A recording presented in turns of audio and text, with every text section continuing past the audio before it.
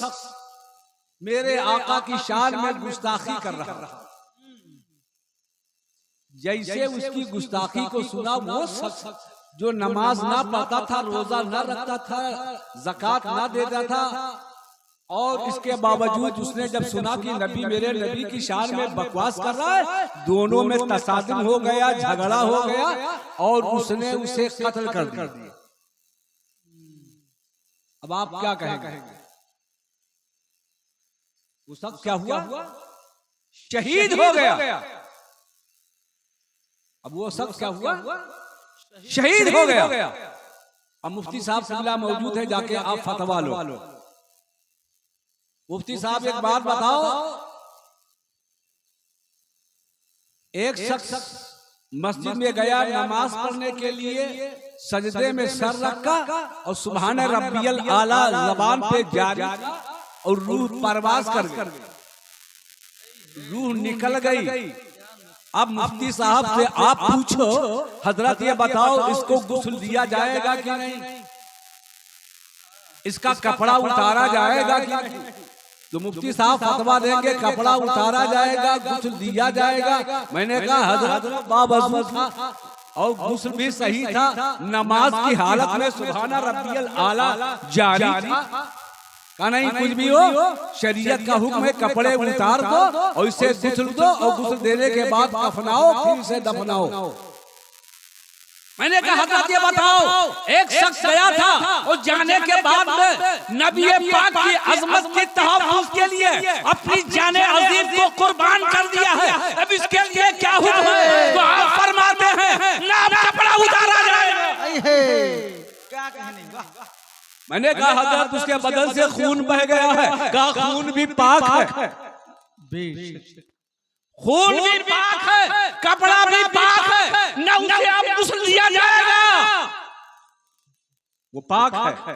मैंने कहा क्यों? कहा वो शहीद है। शहीद है तो मालूम हुआ शहीद का कपड़ा भी पाक, उसके बदन से निकला हुआ खून वो भी पाक। हुक्म बदल गया। तो जब एक शहीद, आम शहीद की ये आलम है, तो शहीद आजम का आलम, और शहीद जिंदा हैं, शहीद जिंदा हैं। कुरान फरमाता वाला तक़ूलू लिमन युक़्तलू फी सबीलिल्लाहि अमवात, जो खुदा की राह में मारे जाएं उन्हें मुर्दा ना कहो, बल अहयाउ, बल्कि वो जिंदा।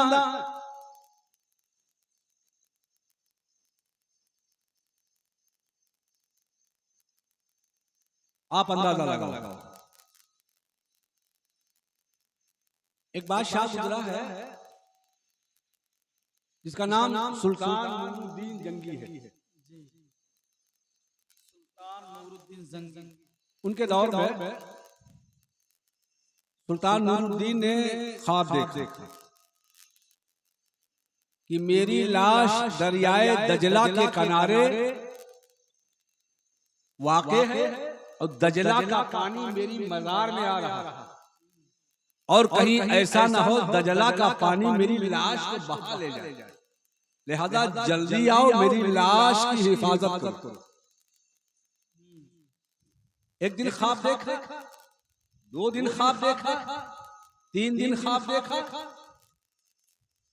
उलमाए किराम को बुलाया, कहा बार बार मैं ये ख्वाब देख रहा हूँ, क्या करना चाहिए? कहा जिस जगह के लिए तुमको हुक्म हो रहा है तुम जल्दी पहुंचो और वहां जाके मुशाहिदा करो। सुल्तान नूरुद्दीन जंगी ने उलमा को लिया और अपने मुशीरों को लिया और जाए वक़ूफ़ पर दरियाए दजला के किनारे पहुंचा तो देखता क्या है कि वाकई में एक कब्र है, एक मज़ार है जिसमें दरियाए दजला का पानी रस रस के आ रहा है। तो उसने निकाला और निकालने के बाद में जब बाहर निकाला, बरसों हो गया था जब कब्र से लाश निकाली गई, तो रावियाने किराम बयान फरमाते हैं कि उस शहीद के कफन पर मिट्टी का असर भी न था। कुछ लोगों ने कहा कि शहीद बावफा की लाश है, लाओ चेहरे से नकाब हटाया जाए और ज़ियारत कर ली जाए। जाए वक़ूफ़ पे जब सुल्तान पहुंचा तो कुछ अपने भी पहुंचे, कुछ बेगाने भी पहुंचे, कुछ तमाशाई भी पहुंचे और तकरीबन 10,000 यहूद व नसारा भी पहुंचे। अपने पहुंचे अकीदत में और बेगाने पहुंचे इसलिए कि इनका कुरान कहता वला तक़ूलू लिमन युक़्तलू फी सबीलिल्लाहि अमवात, जो खुदा की राह में शहीद कर दिए गए हैं उन्हें मुर्दा न कहो बल अहयाउ, वो जिंदा है। चलो उनकी जिंदगी तो हम देख लें, अगर जिंदा है तो ठीक है, और अगर नहीं जिंदा है तो इस्लाम पे हम उंगली उठाएंगे। इस नियत से वो भी पहुंच गए। लोगों ने कहा कि चेहरे से नकाब हटा दिया जाए। जब चेहरे से नकाब हटाया गया तो देखा कि आपका हाथ आपके सीने पर है। उलमाए किराम ने फतवा दिया कि ये भूल से सहवन हाथ सीने पे रह गया है, लिहाजा इनके हाथ, इनके सीने से हाथ सीधा कर दिया जाए। जैसे हाथ उठाया गया सीने से खून का एक गुब्बारा बुलंद है, हाथ अपने जगह पे आके ठहर गया।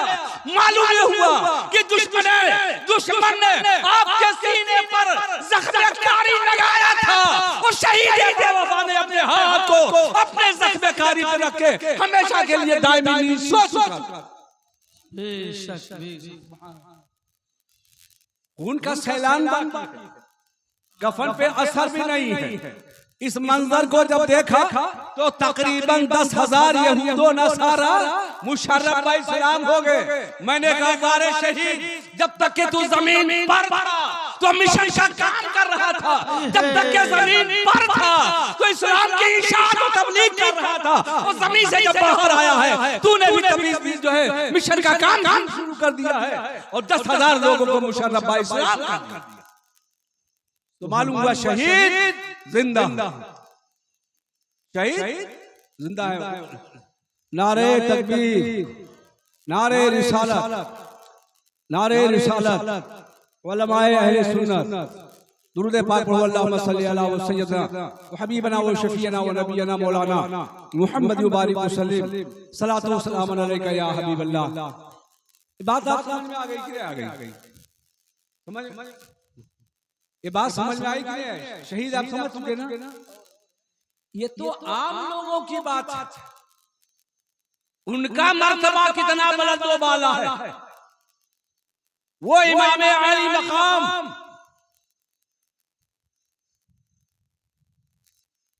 कि अगर कहीं जाके सो जाए तो मौला ताला फरिश्तों की ड्यूटी लगा दे। वो इमाम अली मकाम प्यास से बेचैन हो जाए तो सैयदुल अंबिया अपनी ज़बाने नबूवत मुंह में डाल दे। वो इमाम अली मकाम 29 का चांद, 29 रमजान मुबारक का चांद निकल आए, सारे मदीने के बच्चे मसरूर हो, लेकिन इमाम अली मकाम हसनैन करीमैन अपनी वालिदा माजिदा खातून जन्नत के बारगाह में हाजिर होकर अर्ज करते हैं, अम्मी जान अहले मदीने के बच्चे नए कपड़े पहनेंगे और हम नबी ज़ादे पुराने कपड़े पहनेंगे। तो खातून जन्नत बच्चों को तसल्ली दिया, आपने तसल्ली देके सुला दिया, लेकिन खातून जन्नत सोई नहीं, मुसल्ला बिछा दिया, दुआ के लिए हाथ उठा दिया। मौला तेरी कनीज तेरी बंदी ने कभी झूठ नहीं बोली है, हसनैन की दिलबस्तगी के लिए हमने उनसे वादा कर लिया है कि तुम्हारे कपड़े दर्जी सिलने के लिए ले गया है, सुबह तक के तुम्हारे कपड़े आ जाएंगे। ए मालिक को मौला लाज रखना न रखना तेरा काम है। अभी सुबह सादिक तुलू ना हुआ, दरवाजे पे दस्तक होने लगी। आने वाले से पूछा, खातूने जन्नत पूछती है ऐ आने वाले तू कौन है?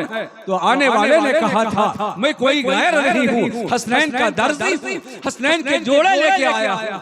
खातूने जन्नत ने कपड़े लिए और हसनैन को नहला धुला के पहना, कपड़े पहनाए, प्यार फरमा रही थी। इतने में सैयदुल अंबिया की तशरीफ आवरी हो जाती है। आका पूछते हैं बेटी हसनैन का जोड़ा तो बड़ा प्यारा है, अर्ज करती है हाँ बाबा जान बड़ा प्यारा है। आका पूछते हैं ये बेटी बताओ कहाँ से आया? अर्ज करती बाबा जान मुझे नहीं मालूम, अलबत्ता एक आने वाला आया था, वो आने के बाद में हसनैन के कपड़े दे करके चला गया। उसने कहा था मैं हसनैन का दर्जी हूँ। आका इशारा फरमाते हैं वो आने वाला कोई गैर न बल्कि आने वाला वो सैयदुल मलाइका जिब्रील अमीन आपके कपड़े को देके चला गया। वो हसनैन करीमैन कि अगर कपड़े ना हो तो रब्बे कायनात जन्नत से हसनैन के लिए कपड़े भेजे। वो इमाम आली मकाम जब कपड़े पहना के आप बाहर तशरीफ लाए तो सैयदुल अंबिया की उंगलियों को पकड़ के आप चलने लगे। आप चलने लगे, थोड़ी दूर चले तो अर्ज करते हैं नाना जान लोग अपनी सवारियों पे बैठ के जा रहे हैं, कैसे जाए? लोग सवारियों पे चले, नबी ज़ादे पैदल चले। आका फरमाते हैं ये इमाम हसन तुम दाहिने कंधे पे बैठ जाओ, ए इमाम हुसैन तुम बाएं कंधे पे सवार हो जाओ। थोड़ी दूर चले और चलने के बाद अर्ज करते हैं या रसूल अल्लाह नाना जान लोग अपनी सवारियों की लगाम पकड़े हैं, मैं क्या पकड़ूं? आका फरमाते हैं मेरी जुल्फों को पकड़ लो। ए इमाम हसन तुम दाहिने तरफ की जुल्फ को पकड़ लो, ए इमाम हुसैन तुम बाएं तरफ की जुल्फ को पकड़ लो। पकड़ के चल रहे हैं और आका ये ज़हर दे रहे हैं ये हसनैन आज मेरी जुल्फों को तो मजबूती से पकड़ लो, कर मेरी गुनहगार उम्मत की लगाम को करबला में तुम्हें पकड़ना। वो इमाम आली मकाम का ये मकाम, उनकी शहादत कितनी अजीम शहादत। वो इमाम आली मकाम उनका मर्तबा मुझ जैसा कबीर क्या बयान कर सकता है। इमाम आली मकाम की शहादत बड़ी अजीम है। एक चीज आप गौर करें, ये तो मर्तबे की बात है, ताकत की बात बताऊं। इमाम आली मकाम का काफिला 72 या 82 लोग और इब्ने जियाद खबीस ने हुर की इब्तिदा में तकरीबन 1000 लश्कर भेजा। ये बताओ 80-82 आदमी को जिसमें बीमार भी हैं, बच्चे भी हैं, औरतें हैं, उनको रोकने के लिए 1000 कितना को भेजा? 1000। हमें कितना इसके दिल में खौफ था भाई, एक के मुकाबले में 2 काफी है, 3 काफी है, लेकिन एक के मुकाबले में कितने ज्यादा। अच्छा फिर आप इनके और देखें, जब खीमा लग गया, खीमा लगने के बाद में पूरा आया इमाम पाक से गुफ्तगू करने लगा और गुफ्तगू करने के बाद में गुफ्तगू होती रही, नमाज का वक्त आ गया। आका इमाम पाक ने अपने बेटे हजरत अली अकबर को हुक्म दिया बेटे अजान पढ़ो। आपने अजान पढ़ी, सारे लोगों ने वजू किया। वजू करने के बाद मेरे आका इरशाद फरमाते हैं तुम नमाज मेरी इब्तिदा में पढ़ोगे या अपने साथ वालों के साथ पढ़ोगे? तो हुर ने कहा क्या कहा था? आका रूए जमीन पर आपसे बेहतर कोई इमाम नहीं, रूए जमीन पर आपसे बेहतर कोई इमाम नहीं। तायद कर रहे हैं ना, मान रहे हैं। अच्छा फिर जब नियत बांधी ये 1000 तो क्या कहा होगा? पीछे इस इमाम के कहा नहीं कहा होगा, रब की बारगाह में खड़े होकर इमामत का इकरार कर रहे हो और बाहर निकल के इनकार कर रहे हो। मैं कितने बड़े मक्कारी है, इमाम मानते भी हो और रब की बारगाह में खड़े हो के मानते हो और बाहर निकल के नहीं मानते हो। इमाम अली मकाम की शहादत और वाक़यात बड़ा तवील है। मैंने जो आयतें मुक़द्दसा पढ़ी है वह तो इज़्ज़ो मंतशा व तो ज़िल्लो मंतशा, अल्लाह जिसे चाहता है इज्जत देता है और जिसे चाहता है ज़लील फरमा देता है। उलमाए किराम से हम सुनते हैं, किताबों में पढ़ते हैं कि मेरे आका पर करबला में 3 दिन तक के पानी खाना बंद था, बड़ी अजीब इम्तिहान था और ये बड़ी मुसीबत थी, ये बड़ी मुसीबत थी। लेकिन करबला वालों से मैं पूछता हूं, सरकार बताओ मुसीबत क्या क्या? पानी बंद होना, खाना ना मिलना। आओ मैं बताऊं। मैदान काज़ार में एक के बाद दीगरे लोग जाते रहे और जामे शहादत करते रहे। इमाम आली मकाम के बड़े भाई हजरत इमाम हसन मुज्तबा के बेटे हजरत इमाम कासिम इमाम पाक की बारगाह में हाजिर हुए। कहा चाचा मुझको भी मैदान काज़ार में जाने की इजाजत दे दो। इमाम आली मकाम की आंखों में आंसू आ गए। बेटे तुम मेरे भाई हसन मुज्तबा की निशानी हो, तुमको मैदान काज़ार में जाने की इजाजत कैसे दे दूं? आका जब रोने लगे तो इमाम कासिम बहुत मायूस, और मायूस होने के बाद में अपनी वालिदा के पास आए। पूछा बेटे क्या बात है? कहा चचा ने मुझे मैदान काज़ार में जामे शहादत पीने से रोक दिया। कहा तुम अपनी फूफी के पास चले जाओ। फूफी की बारगाह में पहुंचे और पहुंचने के बाद में सर नीचे किया और रोने लगे। हज़रत ज़ैनब फरमाती बेटे हसन मुज्तबा की शहादत के वक्त आप रोए थे और आज तक के कभी रोए नहीं। ये रोने की वजह क्या है? रोने की वजह क्या है? तो इमाम कासिम क्या फरमाते? फूफी जान, वालिदे माजिद की शहादत के बाद मैंने कभी महसूस किया ही न था कि मैं यतीम हो गया हूँ, लेकिन आज करबला में मुझे एहसास हो रहा है कि आज मैं यतीम हो गया हूँ। अब बात क्या है? का बात ये है कि आज तक के मेरे चचा ने मेरे बाप से ज्यादा प्यार दिया है, लेकिन आज करबला में मुझे जामे शहादत पीने से मना कर दिया।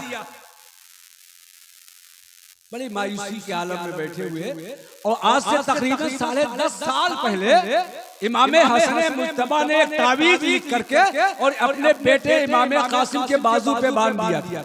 बेटे संभाल के रखना, जब तुम पे बड़ी मुसीबत याद पड़ जाए, जब तुम पे बड़ी मुसीबत आ जाए तो इस तावीज को खोल के पढ़ लेना और उस परेशानी का हल मिल जाएगा। अच्छा एक बात गौर करो, मक्का मुअज़्ज़मा से चले परेशानी थी कि नहीं थी? परेशानी थी ना। मदीने तैयबा से चले नाना जान का रौजा छूटा, दादी खातूने जन्नत का रौजा छूटा, हसन मुज्तबा का रौजा छूटा, मदीने तैयबा नाना का आस्ताना छूटा, लेकिन ताबीज़ याद आपको नहीं आई। इसलिए कहा था कि जब बड़ी मुसीबत याद आए, जब बड़ी मुसीबत आ जाए, रास्ते की मुसीबतें आप झेलते रहे, ताबीज याद नहीं आई, पानी बंद कर दिया गया, आप प्यासे रहे मगर ताबीज का एहसास ना हुआ, खाना बंद हो गया, ताबीज का एहसास ना हुआ, अजीजों अकारिब जामे शहादत नोश करते रहे, लेकिन ताबीज याद ना आई। ताबीज याद आई कब? जब मैदान काज़ार में इमाम कासिम को जाने से रोक दिया, तब ताबीज याद आई। ताबीज को खोला, पढ़ा, और पढ़ने के बाद में अभी तक के रो रहे थे, इमाम कासिम मुस्कुराने लगे, आप हंसने लगे और दौड़ते हुए चचा के पास पहुंचे। चचा जान, अब मैं गुजारिश करने नहीं आया हूँ, अब मारूजा लेके नहीं आया हूँ, आपसे दरखास्त करने नहीं आया हूँ, ये आपके बड़े भाई हसन मुज्तबा का आर्डर लेके आया हूँ। ये आपके बड़े भाई हसन मुज्तबा का हुक्मनामा है, उसे लेके आया हूँ। आका इमाम पाक के आंखों में आंसू आ गए, और आंसू आने के बाद में सीने से लगाया, और सीने से लगाने के बाद में मैदान काज़ार में जाने की इजाजत दे दी। तो उस वक्त हजरत आका इमाम पाक ने इमाम कासिम से पूछा था, बेटे तुमने शहादत को जाना क्या है? तुमने शहादत को जाना क्या है? तो इमाम कासिम फरमाते, चचा किसमिस से ज्यादा मैं मीठा जानता हूँ, किसमिस से ज्यादा मीठा जानता हूँ। तो मालूम ये हुआ करबला में पानी और दाना का बंद होना बड़ी मुसीबत ना थी, अरे बड़ी मुसीबत तो वो थी जो चीज शहादत के माने हो, जो शहादत की रुकावट बन जाए, वही सबसे बड़ी मुसीबत। वही सबसे बड़ी मुसीबत। अच्छा, आखिरी बात, इमाम अली मकाम की शहादत के बाद,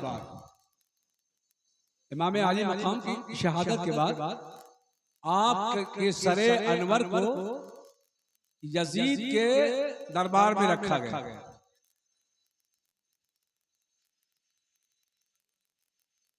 हाज़रीन ने देखा और ये नबी पाक जिस साहबजादे शहजादे का सरे अनवर है।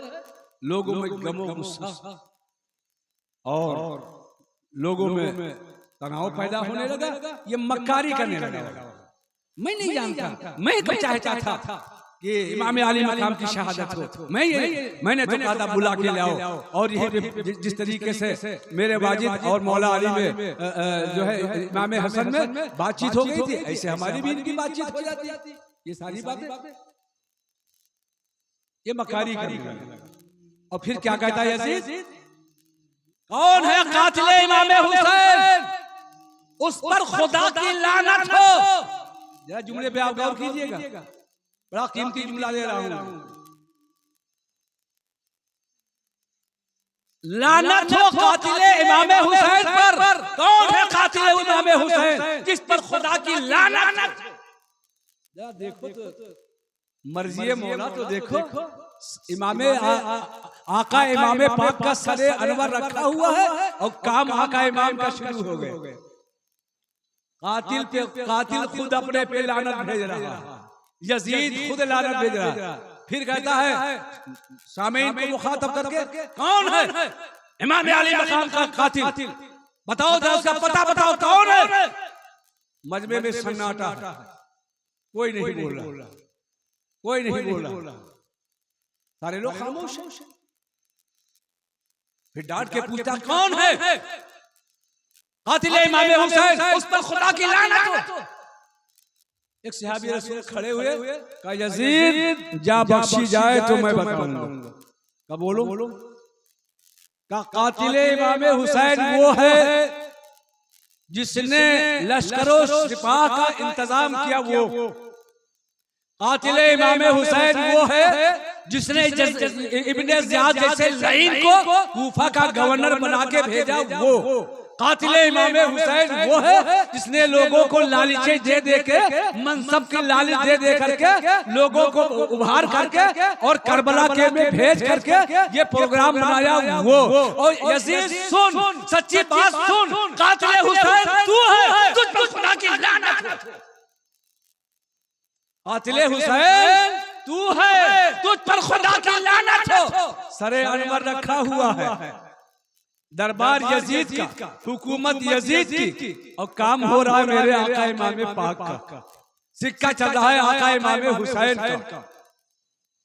जो बात कहनी चाहिए इनको वो दुश्मन कह रहा है और दुश्मन के हवाले से हो रहा है।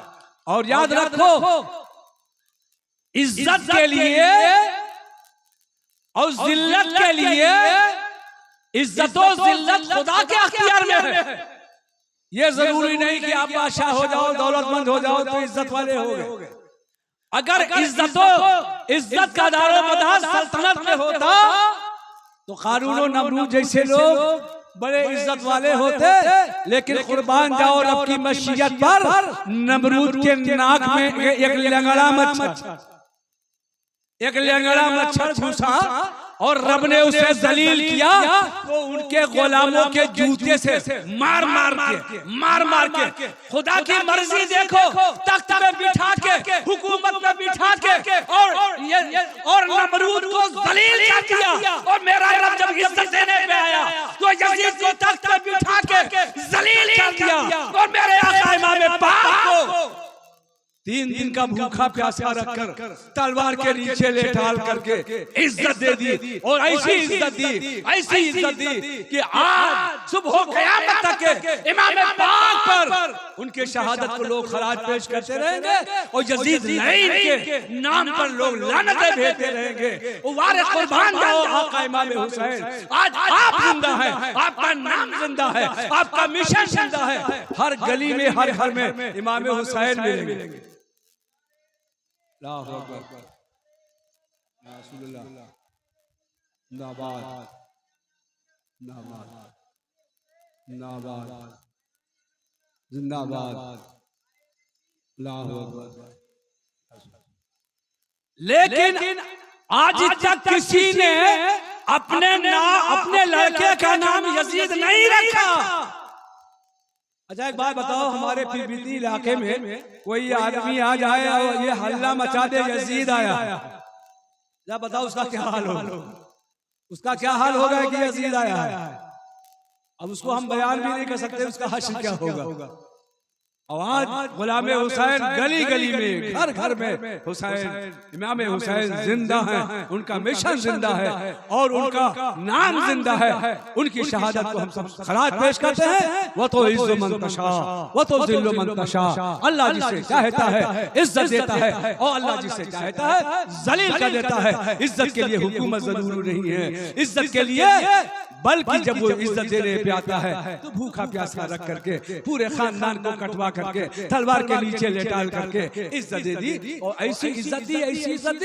आज यजीद का ना घर है और ना उसका वो महल है, ना कुछ भी नहीं। आज मेरे इमाम आली मकाम का आस्थाना सलामत है, जिनमें मनो कुंठलो टनो सोना लगा है। दुनिया को ठोकर मारी थी, आज दुनिया इमाम आली मकाम के कदमों में है। वमा अलैना इल्लल बलाग।